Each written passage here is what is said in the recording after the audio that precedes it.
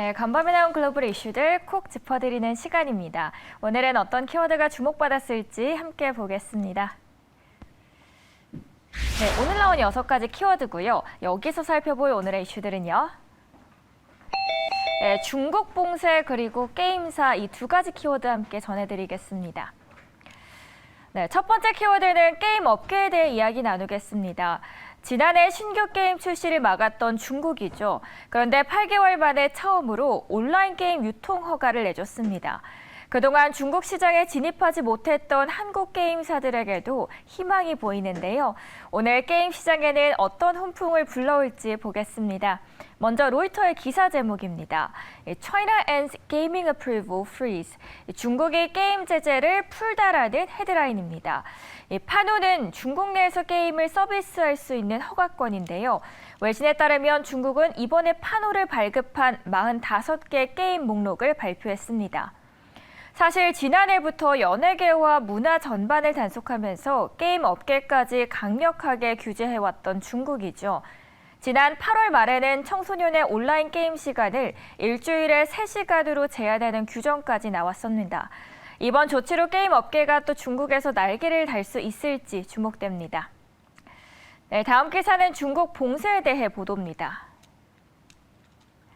중국 전역에서 코로나19의 확산은 원유 시장에 미치는 영향이 상당하죠.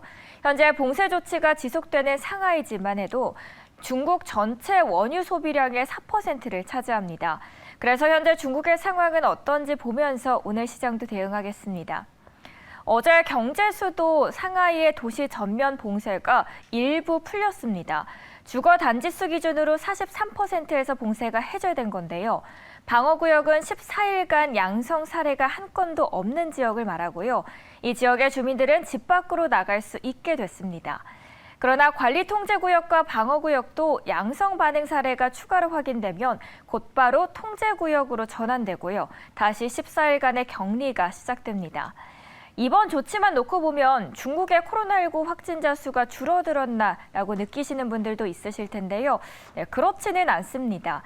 오히려 중국의 부분 이 봉쇄 해제는 아직 코로나19 신규 증가세가 꺾이지 않은 가운데 이뤄졌다는 점에 주목됩니다. 중국이 여러 도시에서 전면 봉쇄를 한 적이 있지만 이번처럼 제로 코로나와 거리가 먼 상태에서 봉쇄 강도를 낮춘 것은 처음인 거죠. 그만큼 현재 중국의 경제에 미치는 영향을 무시하지 못한 겁니다. 상하이 전면 봉쇄가 보름이나 지속되면서 식량난 등 민생 위기가 고조되고 있고요. 여기에 중국의 경제 무역 허브인 상하이 봉쇄가 장기적으로 이뤄지면서 중국 경제의 큰 부담 요인으로 부상하고 있습니다. 이번 조치는 당장 심각한 식료품 공급 대란은 어느 정도 완화될 수 있을 것으로 전망됩니다. 다만 상하이 정상화와는 아직 거리가 멀어 보이며 이 시장에 미칠 우려감은 여전한 것으로 보입니다. 네, 잠든 사이 나온 따끈한 외신 보셨고요. 오늘의 시장 테마도 함께 하셨습니다.